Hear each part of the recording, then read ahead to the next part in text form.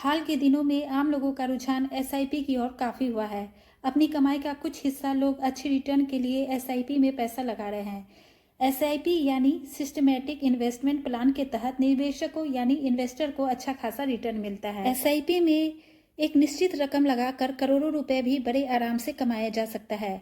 ऐसे में अगर आप भी अपनी इनकम से करोड़ों रुपया कमाना चाहते हैं तो हम आपको एसआईपी का एक बहुत खास कैलकुलेशन समझाने वाले हैं। एसआईपी का यह कैलकुलेशन आपकी बचत की दिशा बदल सकता है और आप भी इसके फायदे को जानकर एसआईपी करने के बारे में सोचने लगेंगे। तो आइए जानते हैं कि एसआईपी के कैलकुलेशन के बारे में। एसआईपी कैलकुलेटर के जरिए बड़ी आसानी से निवेशक यानी इन्वेस्टर अपने इन्वेस्ट यानी निवेश का हिसाब कर सकते हैं।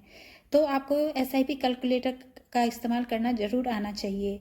यह इन्वेस्टर को एसआईपी के तहत म्यूचुअल फंड निवेश में मिलने वाले रिटर्न का गणित समझा देता है।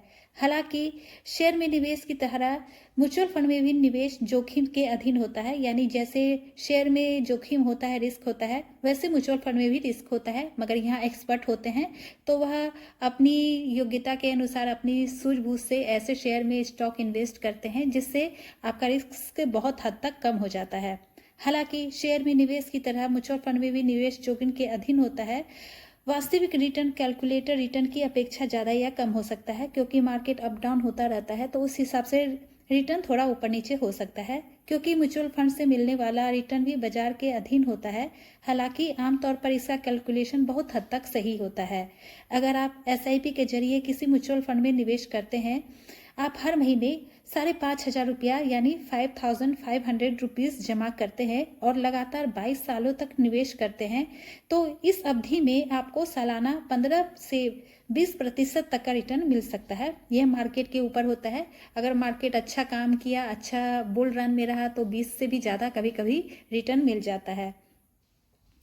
वैसे एवरेज 15 से 20% तक रिटर्न मिल ही जाता है।